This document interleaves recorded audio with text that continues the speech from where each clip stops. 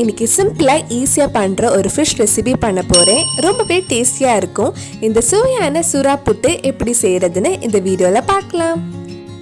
First மீன் வேக வைக்கலாம். நான் 1/4 கிலோ சுறா மீன் எடுத்திருக்கேன்.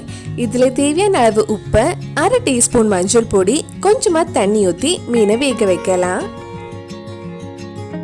இதெல்லாம் சேர்த்து ஒரு வாட்டி நல்லா மிக்ஸ் பண்ணிக்கோங்க.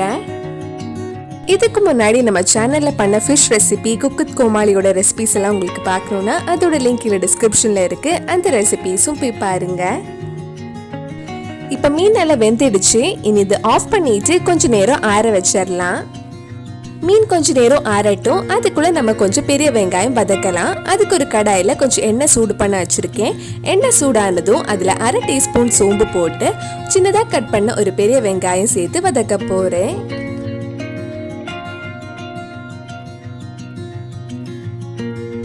வெங்காயம் கொஞ்சம் வதங்கி நல்லா சாஃப்ட் ஆனதும் இதுல 1/4 டீஸ்பூன் இஞ்சி பூண்டு பேஸ்ட், சின்னதா கட் பண்ண ஒரு பச்சை மிளகாய், கொஞ்சம் கறிவேப்பிலையும் சேர்த்து வதக்கலாம்.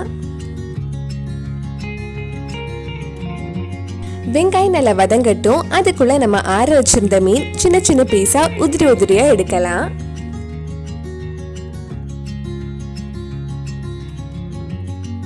இந்த மாதிரி மீனை ரெடி பண்ணி வச்சுக்கோங்க. வெங்காயம் நல்லா வதங்கிடுச்சு. இனி இதுல நம்ம ரெடி பண்ண மீன் போட்டு லோ ஃப்ளேம்ல நல்லா ட்ரை ஆகுற வரைக்கும் வதக்கலாம்.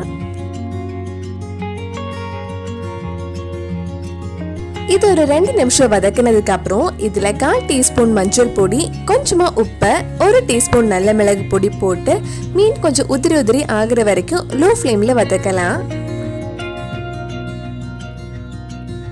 இது ரொம்ப சிம்பிளா ஈஸியா பண்ற ஒரு ரெசிபி தான். இது ஆல்மோஸ்ட் ரெடி ஆயிடுச்சு. கடைசியா கொஞ்சம் மல்லியில போட்டு மிக்ஸ் பண்ணா நம்ம டேஸ்டியான சுறா புட்டு ரெடி ஆயிடும்.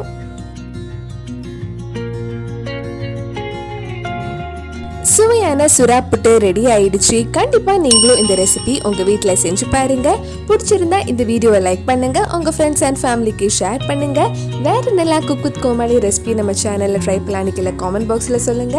நீங்க இன்னும் என்னோட சேனல் சப்ஸ்கிரைப் பண்ணலைன்னா மறக்காம சேனலையும் சப்ஸ்கிரைப் பண்ணுங்க. கூடவே அந்த பெல் ஐக்கனையும் பிரஸ் பண்ணா நான் புது வீடியோ போட்ட உடனே உங்க போனுக்கு நோட்டிபிகேஷன் வந்துடும்.